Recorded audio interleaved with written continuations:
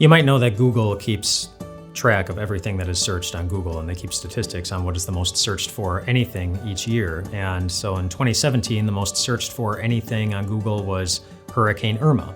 In 2016, the most searched for anything on Google was Pokemon Go. Remember that? In 2015, the most searched for anything on Google was Lamar Odom. And the year before that, it was Robin Williams. Do you remember why it was Robin Williams? Robin Williams was a very well-known comedian who committed suicide back in 2014. He was a great comedian who had an impact on so many lives, such a strong impact that people continued to search for him long after he was gone. Now, maybe the impact that he had in this world is pretty unique and pretty rare, but the question of whether or not your life is impactful in this world, that's a very common question. I mean, would this world have been any different if over the last 12 months your life were not here? Or what if your life suddenly disappeared from the world today? Would people continue to search for you months after you're gone? Or would things just kind of keep going on and on and on, pretty much the same way that they did when you were here? How do you evaluate whether or not your life is important? By looking at how many people Google you, by looking at how many social media friends you have, by paying attention to how many people call when you're sick, or how often people tell you you did a great job with something, by looking at how much money or influence you have, or just by how you feel when you look in the mirror in the morning.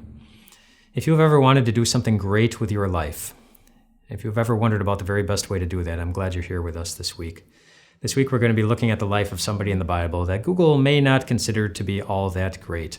In 1 Kings chapter 19, we look at the life of a prophet named Elisha, where God calls him to be a prophet and shows us what kind of life God considers to be great in his kingdom. And we will look at those verses tomorrow, the actual calling of Elisha. But for now, I want you to hear these verses from Psalm 139, verses that remind us of how God looks at your life right now. Where he says, "For you created my inmost being. You knit me together in my mother's womb.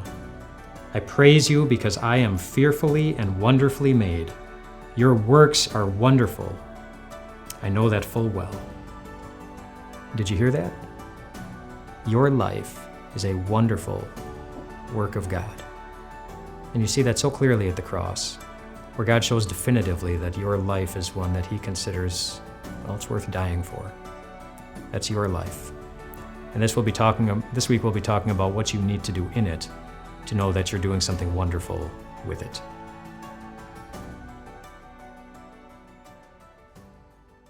Hey everyone, Pastor Mike here from Time of Grace. Thank you so much for investing your limited time in checking out our podcast.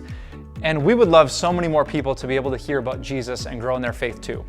So I know you're busy and you've already given us your time and you're ready to grab your phone and check your apps, but could you do us one huge favor and rate and review this podcast? Because the more of you that rate and review, the more people who will hear about Jesus, and the more people that hear about Jesus, the better life gets with God. So thanks for taking some time. We pray you have a blessed day, and we'll talk to you soon.